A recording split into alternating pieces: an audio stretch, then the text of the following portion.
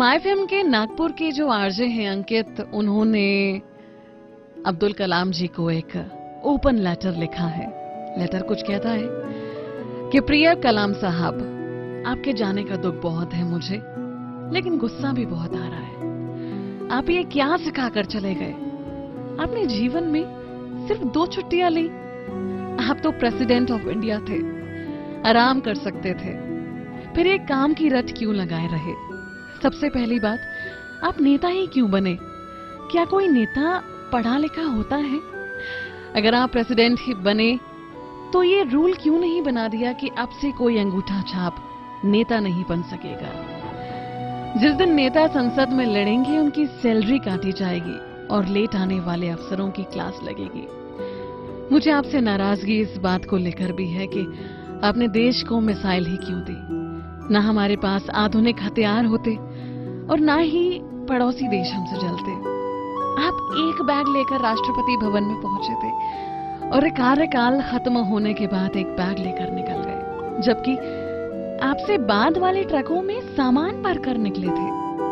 MP में तो चपरासी के घर से करोड़ों रुपए निकल रहे हैं और आप सिर्फ एक बैग लेकर निकले। ये क्या सिखा गए आप आने वाली पीढ़ी को? सादगी और शालीनता से किसका पेट भरा है साहब? लोगों को आपके जैसा सम्मान नहीं, सिर्फ पैसा चाहिए। एक और बात जो आपकी मुझे बहुत गलत लगती थी कि आपने कभी प्रेसिडेंट जैसा रौब नहीं जमाया। यहाँ पार्षद बनते ही नेता ऐसे मदमस्त हाथी की तरह चलता है कि उसे आसपास वाले दिखाई नहीं देते, लेकिन आपके लिए कोई ऊंची कुर्सी ही लगा दे तो आप नाराज हो जाते थे। छोटे बड़े का भेद तो आपको समझना चाहिए था ना। अब बात करते हैं आपकी कमाई की। जितना मुझे पता है, देश के राष्ट्रपति को लाख रुपए से ज्यादा की सैलरी हर महीने मिलती है और सुविधाएं अलग से। सरकार पैसे देती है खुद पर खर्च करने के लिए, ऐशो आराम और मौज मस्ती के लिए, लेकिन आपने सारी सैलरी एनजीओ को दान दे दी। यहाँ तक जब आपके घर वाले दिल्ली घूमने आए तो उन पर हुआ खर्च भी आपने अपनी सैलरी से ही दिया। एक बार हुक्म तो देते, सब कुछ फ्री में हो जाता। आज का नौजवान वैसे ही पॉलिटिक्स में नहीं आता और अगर आप जैसे 2-3 प्रेसिडेंट और आ गए तो नौजवानों का नेतागिरी से विश्वास ही उठ जाएगा।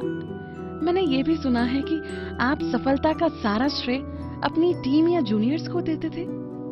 अच्छा हुआ प्राइवेट कंपनी में नौकरी नहीं की, नहीं तो जल्दी निकाल दिए जाते और सब आप पर हंसते जैसे आपने कोई बड़ा गुनाह कर दिया हो। शिकायतों की ये लिस्ट बहुत लंबी है कलाम साहब। हमें पता है आप लौट कर आओगे, लेकिन अगली बार प्लीज मेरी शिकायतों की लिस्ट याद रखना। या तो हमें अच्छाई ना सिखाना, और अगर सिखाओ तो भारत के भाग्य विधाता तुम ही बनना।